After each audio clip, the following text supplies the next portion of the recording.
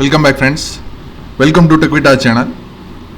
So subjectல அல்லது nounல gerund phrase use பண்ணி நம்ம இது வரைக்கும் வாக்கியங்கள் பார்த்தோம். ரொம்ப என்ஜாய் பண்ணியிருப்போம் கண்டிப்பாக. மற்றதை காட்டிலும் இது எனக்கு பர்சனலாகவே தெரியும். நிறைய பேர் பேசுகிறதுக்கு விருப்பப்படுவாங்க இந்த மாதிரி gerund phrase பண்ணுறது. ஸோ சப்ஜெக்டில் மட்டும் இல்லை, ஆப்ஜெக்ட்லேயும் நம்ம வந்து இந்த மாதிரி ஃப்ரேசஸை வந்து உருவாக்கி பேசிகிட்டு இருக்கோம். உள்ளபடியாக வந்து நம்ம பேசிகிட்டு இருக்கோம். பட் பேசும்பொழுதே நமக்கு ஒரு டவுட் வரும். அதான் ப்ராப்ளமே.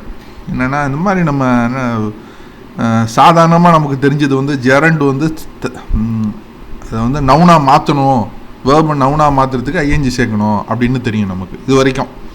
சரிங்களா? ஆப்ஜெக்டில் வரும்போது நான் சொல்கிறேன். அப்போ அதுக்கு முன்னாடி நம்ம என்ன பண்ணணும்? ப்ரிப்போசிஷனை கொண்டு வரணும். கரெக்டாக சொல்கிறது புரியுதுங்களா இல்லைங்களா?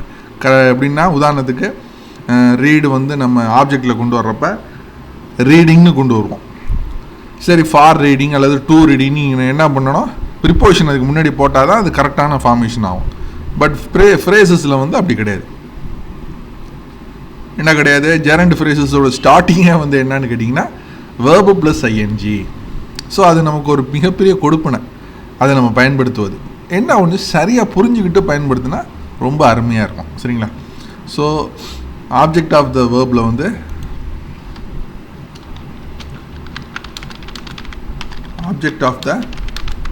வந்து எப்படி how to use gerund phrases in the object of the verb.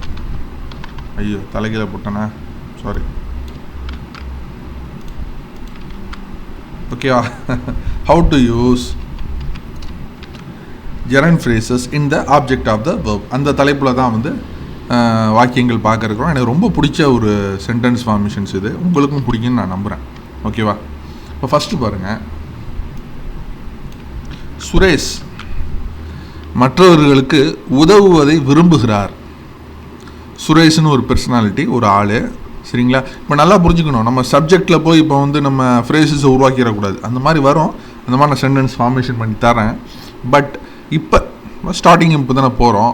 So ஆப்ஜெக்டில் தான் நம்ம இப்போ வந்து ஜெரண்ட் ஃப்ரேசஸை யூஸ் பண்ண போகிறோம். அதனால தான் டாப்பிக்கே அதில் போட்டிருக்கேன். How to use gerund phrases in the object of the verb. Object of the வேர்ப்னா வேர்புக்கு பக்கத்தில் வரக்கூடிய ஆப்ஜெக்ட்டுங்கிற அந்த சீரீஸில் வந்து ஜெரண்ட் ஃப்ரேசஸை எப்படி பயன்படுத்துவது அல்லது எப்படி இன்சர்ட் பண்ணுவது, அந்த மாதிரி தான். சரிங்களா? ஸோ சுரேஷுங்கிறது சப்ஜெக்ட். ஓகே, சுரேஷ் மற்றவர்களுக்கு உதவுவதை விரும்புகிறார். உதவுதல் என்பது ஒரு வேர்பு, விரும்புதல் என்பது ஒரு வேர்பு. கரெக்டாக? ஸோ ரெண்டு வேர்பில் நீங்கள் எதை ஜெரண்டாக மாற்றுவீங்க, எதை வேர்பாக மாற்றுவீங்க? ஃபஸ்ட்டு அந்த கொஸ்டின் நமக்கு வரும். ஸோ நான் இதுக்கு முன்னாடியே சொல்லியிருக்கேன், சப்ஜெக்ட் இல்லாமல் நான் தமிழ் வாக்கியங்கள் நிறையா கொடுத்துருக்கேன். சப்ஜெக்ட் இல்லாமல் நான் அல்லது அவர், எய்தாப்பில் இருக்க நீ அப்படிங்கிறதெல்லாம் இல்லாமல் வேர்பில் நான் அதை சுட்டி காட்டுவேன். கடைசியில் முடிக்கிற இடத்துல முடித்தேன், வேலைகளை செய்து முடித்தேன் அப்படின்னு நான் ஒரு வாக்கியம் தரேன்னு வச்சுங்களேன். ஸோ முடித்தேன் என்பது வேலைகளை செய்து முடித்தேன்னு நான் சொல்லியிருக்கேன். இதில் வந்து நான் சப்ஜெக்டை கொடுத்துருக்கேனா? கொடுக்கல. உதாரணத்துக்கு இதுக்கு நம்ம வேலைகளை செய்து முடித்தேன் அப்படிங்கிற வாக்கியத்துக்கு நம்ம எப்படி நம்ம சொல்லுவோம்னா, ஐ ஃபினிஷ்டு மை ஒர்க் அல்லது I finished the work, the work, அந்த வேலையை செய்து முடித்தேன். சரிங்களா? I finished the work. But I எங்கேன்னு வந்துச்சு? வேலைகளை செய்து முடித்தேங்கிறது தான் தமிழ் வாக்கியம். அதில் நான்கிற வார்த்தையே இல்லை. ஐன்னா நான் அல்லது எனக்கு அப்படின்னு தான் வரணும். அந்த மாதிரி நான் ஒன்றும் கொடுக்கவே இல்லை. ஸோ எங்கே நான் எடுத்துக்கிட்டேன்? முடித்தேன் அப்படிங்கிறப்ப முடித்தல் ப்ளஸ் அந்த சப்ஜெக்ட் அதில் உட்காந்துருக்கு. ஸோ நான்கிற சப்ஜெக்ட் முடித்தேங்கிறது தான் நான் எடுத்தேன். ஸோ சேம் லாஜிக் என்ன பண்ணுறோம், இதில் அப்ளை பண்ணுறோம். சரிங்களா? சுரேஷ் உதவுவதை, இதில் சுரேஷ் வராரா?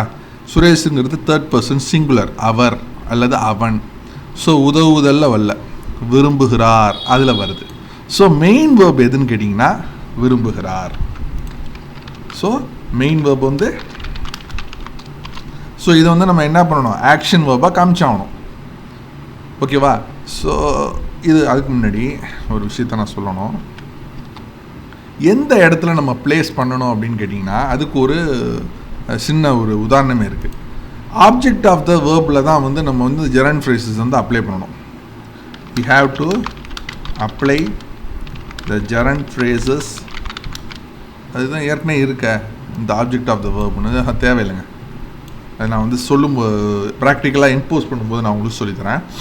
ஸோ சுரேஷ் மன்னிக்கணும், எங்கே இருக்கோம், மெயின் வேர்பில் இருக்கும், மியான் வேர்பு மெயின் வேர்பு விரும்புகிறார். ஸோ இது வந்து மெயின் வேர்ப். விரும்புதல் என்பதற்கு என்ன ஒரு இதுன்னு கேட்டிங்கன்னா, மற்றவர்களுக்கு உதவுத வந்து நீங்கள் என்ன லைக்குன்னு சொல்லலாமா, இல்லை வாண்ட்டுனாலும் விரும்புதல், லைக்குன்னாலும் விரும்புதல், லவ்னு சொல்லலாம். லவ் தான் ரொம்ப அதிகமான ஒரு முக்கியத்துவம், அன்பு, விரும்புதல், சரிங்களா?